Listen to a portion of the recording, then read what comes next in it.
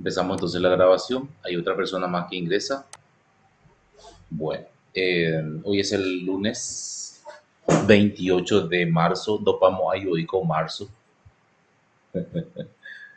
Bueno, está bien. Estamos con el apogeo de la patrística. Iniciamos así, verá, con esta imagen, con esta diapositiva. Bien, y la escolástica. Primeramente la patrística. ¿A qué se refiere el término patrística? Patrística, los padres de la iglesia. Y uno de ellos es San Agustín. Los padres de la iglesia cristiana, por decirlo, ¿verdad? La iglesia católica también. Bueno, San Agustín de Hipona, entonces, en el 354 y 430. Él nació en África, en Tagaste, África del Norte. Bueno, es un filósofo africano, entonces, hijo de una mujer llamada Mónica, creo que Mónica se llamaba, que después fue santa. Y San Agustín, su hijo rebelde, y por ahí que no quería luego, no le interesaba la religión, pero que después se volvió religioso. A los 33 años se convierte al cristianismo. Bien, vamos a ver un poquitito aquí. Nació en Tagaste, Numidia, África del Norte, África romana en aquella época. El 13 de noviembre del 354, Patricio, su padre, no era religioso cuando nació Agustín. Su madre fue Santa Mónica ahí. Ejemplo de mujer cristiana. El 23 de abril de 387, a los 33 años de edad, es bautizado en Milán por el santo, en esa época era obispo Ambrosio. Ya bautizado, regresa a África, pero antes de embarcarse, su madre Mónica muere en Ostia, el puerto cerca de Roma. Obras. San Agustín, recuerden. Diálogos contra los académicos, confesiones, la ciudad de Dios. Puedo decir que la obra más importante de San Agustín es La ciudad de Dios. La patrística, características generales. Se da el nombre de patrística, como decía yo hace rato, recién, a la filosofía cristiana de los primeros siglos hasta el siglo séptimo aproximadamente. Abarca el periodo antiguo y termina en los inicios de la Edad Media. La patrística consiste en la elaboración doctrinal de las creencias religiosas del cristianismo y en su defensa contra los ataques de los paganos y contra la herejía. Bueno, los padres de la iglesia. Patrística significa padres de la iglesia, que sostuvieron los argumentos para fundar propiamente la religión cristiana, ¿verdad? En esa época. La religión cristiana se funda a partir de las enseñanzas seguramente, ¿verdad? De Cristo, de su líder. Bueno, bien. Relación entre fe y razón, un tema que él abarcó y profundizó. San Agustín escuchó a la fe, dice, pero no exaltó menos a la razón. Ambos se necesitaban, dice, cree para que entiendas y entiende para que creas. La razón es importante porque es quien demuestra a quién hay que creer. Por lo tanto, también la fe tiene sus ojos propios, con los cuales ve de alguna manera que es verdadero y lo que no ve todavía, ¿verdad? También. Y señala que la fe que no sea pensada no es fe. No puede existir una fe ciega, sino una fe pensada. Se imaginan, de lo que vemos, de lo que sabemos y de lo que no vemos, pero debe ser razonada. Creacionismo y la Biblia, nosotros hablamos del creacionismo cuando hablamos de panteísmo, que el panteísmo se opone al creacionismo. Y ahí está la frase de creatio ex nihilo, creación de la nada. En la obra justamente La ciudad de Dios de San Agustín. Su obra mejor, Las Confesiones, es un libro en el que San Agustín escribió acerca de su juventud pecadora y de cómo se convirtió al cristianismo. Es ampliamente aceptada como la primera autobiografía occidental jamás escrita y se convirtió en un modelo para otros autores cristianos de los siguientes siglos. Es una obra autobiográfica entonces, Las Confesiones de San Agustín. La interiorización. Como ya decía Dios, como decía yo anteriormente, ¿verdad? No es que Dios esté en cada uno de nosotros, ni en el mundo, sino que crea el mundo de la nada. Pero ¿cómo uno se puede comunicar con Él? Bueno, ahí viene la cuestión. Cuando dice el argumento agustiniano, cuando la verdad se irradia desde Dios sobre el espíritu del hombre, Dios ilumina al hombre y con esa iluminación original ya está todo el conocimiento del ser humano en su mente. Y eso ocurre justamente en el momento de la concepción, seguramente, ¿verdad? Ya que es cristiano. En ese sentido, bueno, alguien más ingresa, voy a revisar, ahí está. Denis Orue. Bueno, entonces, ¿cómo uno se puede comunicar con Dios? Con Dios a través de su interior.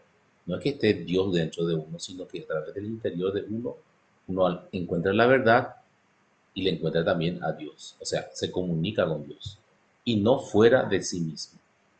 Es una postura platónica. De hecho que San Agustín es un neoplatónico, o sea, seguidor de Platón también.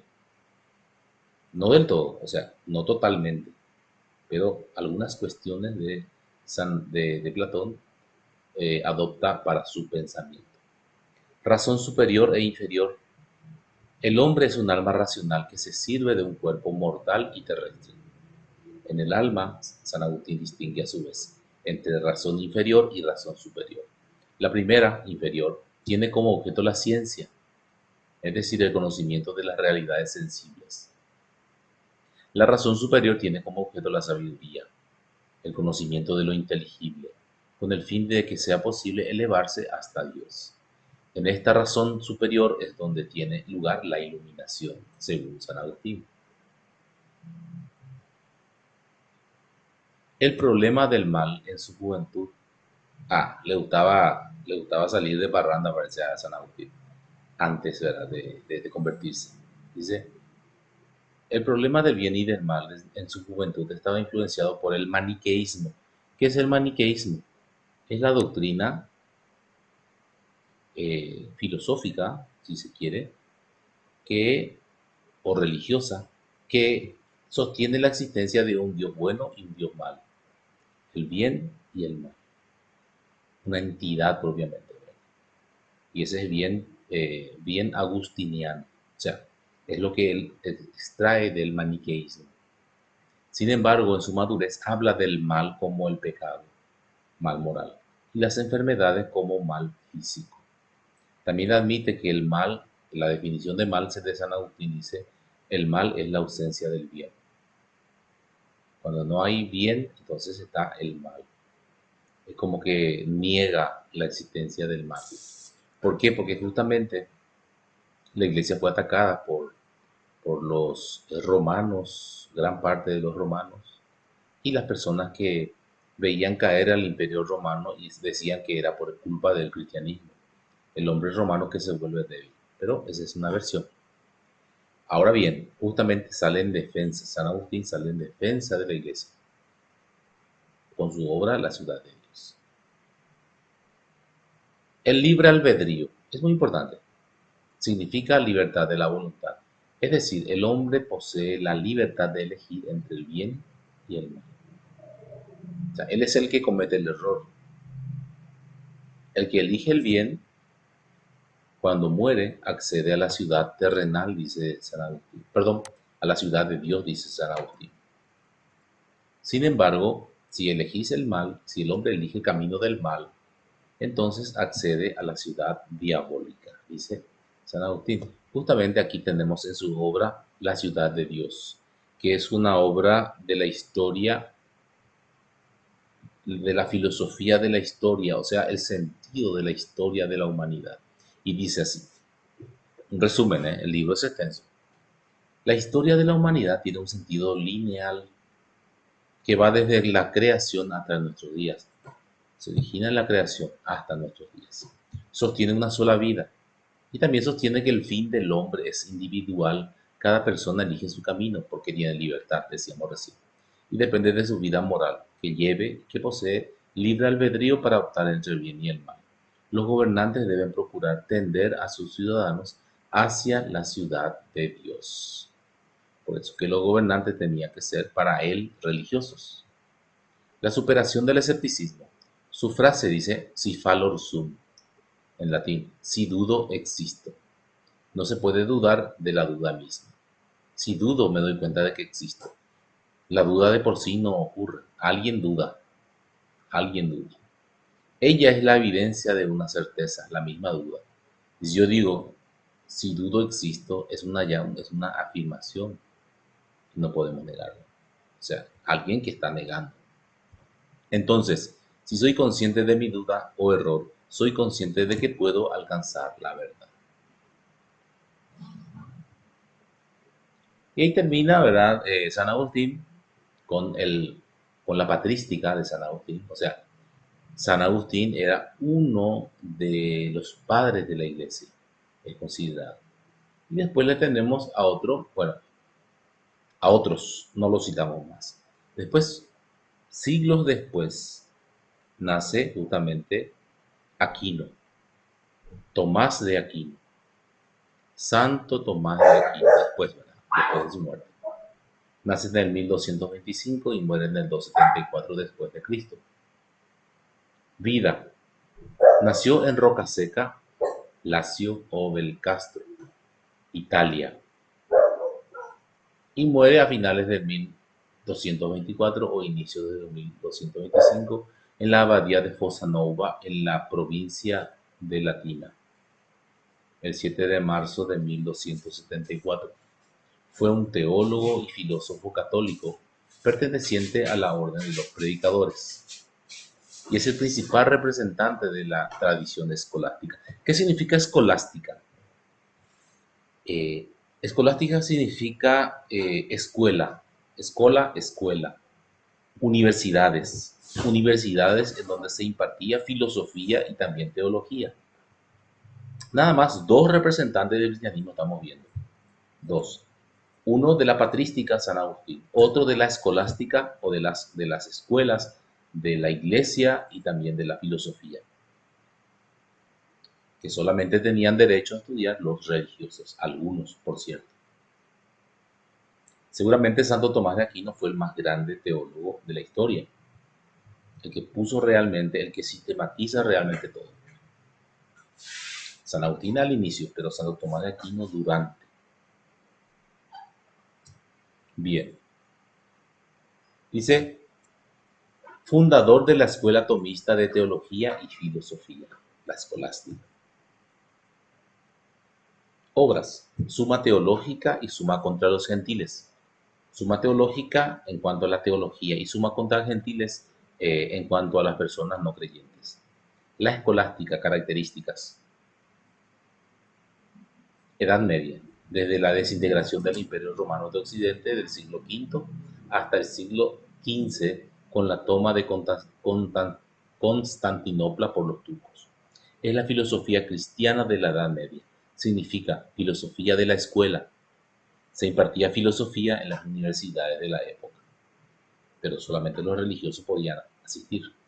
La escolástica trata los problemas filosóficos que surgen en la religión. La escolástica, sus rasgos esenciales y representante.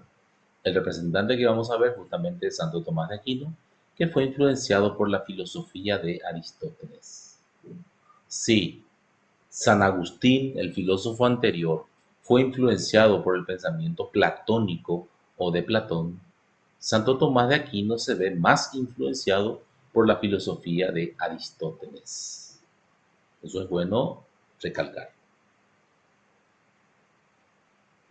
Cambio de interacción entre fe y razón. Recuerden que se necesitaba, decía San Agustín, creer para entender y entender para creer. Para Santo Tomás de Aquino, nada. En cuanto a la fe y la razón, sostiene que cuando hay algún desacuerdo entre razón y fe, ¿dónde está el error? El error estaría en la razón, o sea, en la filosofía. Y decía también, la filosofía es una esclava de la teología. Su metafísica e influencias aristotélicas. Habla de esencia y accidente. Aquí estamos en la metafísica aristotélica. Esencia y existencia. en Dios y el hombre, grados de perfección, los títulos que van a desarrollarse. Dice y repite, Santo Tomás se basó más en la filosofía de Aristóteles para crear su pensamiento y precisamente su metafísica. Nos refiere la esencia de Dios. ¿Se acuerdan la esencia de Dios? Nosotros hablamos la esencia de Dios como la existencia, ya en Aristóteles. Sin embargo, Santo Tomás de Aquino sigue la misma tendencia, pero lo enfatiza y lo explica mejor. Dice, Dios tiene esencia, pero no tiene accidente. La esencia de Dios es la existencia. Es puro esencia, alto puro, recuerden. Sin embargo, el hombre no tiene como esencia la existencia. Cualquier otra cuestión tiene el hombre como esencia, pero no la existencia. Dios es el ser que tiene la existencia como esencia.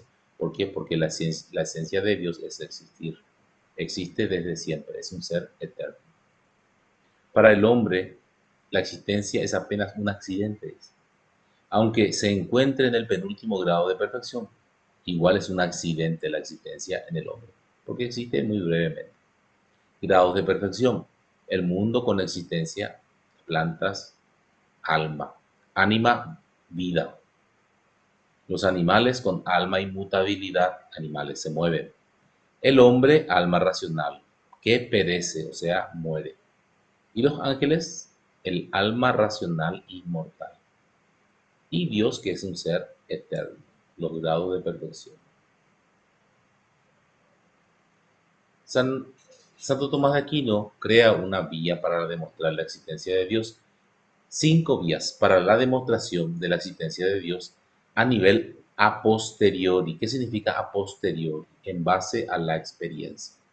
A priori significa independiente de la experiencia, pero en este caso es a posteriori, o sea, en base a la existencia del mundo, ya Santo Tomás de Aquino empieza a hacer un raciocinio para explicar que Dios existe. La primera vía dice la vía del movimiento como actuación. El movimiento como actuación del móvil. Y de ahí surge el término motor inmóvil. Nosotros vemos que todo ser es movido por otro. Y así, los hijos, los padres, los abuelos. Y así vamos a ir buscando hasta encontrar el primer motor que movió todo, pero sin moverse. Y es Dios. ¿Por qué Dios no se mueve? Es inmóvil. ¿Se acuerdan Parménides? Parménides decía, el ser es inmóvil, porque la movilidad es imperfección. Todo ser que necesita se mueve, no el ser necesario. Nos movemos por necesidad. El profesor de filosofía se va de un colegio a otro, de una universidad a otra, ¿para qué? Para ganar guita por necesidad. Todo ser tiene necesidades, es imperfecto en ese sentido. El ser perfectísimo no se mueve, no tiene necesidad de moverse, porque es perfecto, es acto puro. Bien, la segunda vía dice de la experiencia de un orden de causas. También vamos a encontrar la causa y la causa y la causa de otro y la causa de otro, los padres, los abuelos, hasta encontrar un ser que es la causa de todo lo que existe, pero sin tener causa alguna, porque es eterno y es Dios. La tercera vía dice de la contingencia o limitación del existir, en el existir. Los seres contingentes significan seres imperfectos. Esto nos da a suponer que existe un ser perfectísimo del cual surja todo. Y es Dios, un ser necesario. El hombre no es necesario en este universo. Dios sí, pues sin Dios nada existiría. Esa es la tercera vía de Santo Tomás de Aquino. La cuarta vía dice diversos grados de perfección en las cosas. Como decía hace rato, mira, las plantas, animales, primeramente los seres sin vida, una roca, las plantas, los animales, después el hombre, después los ángeles tal vez. Nos da a suponer de que este grado de perfección, de que existe un ser perfectísimo, como la cúspide de todos los grados. Y la quinta vía, el gobierno de las cosas, habla del ordenamiento. Este mundo está extraordinariamente ordenado. Entonces, ¿quién ordenó este mundo?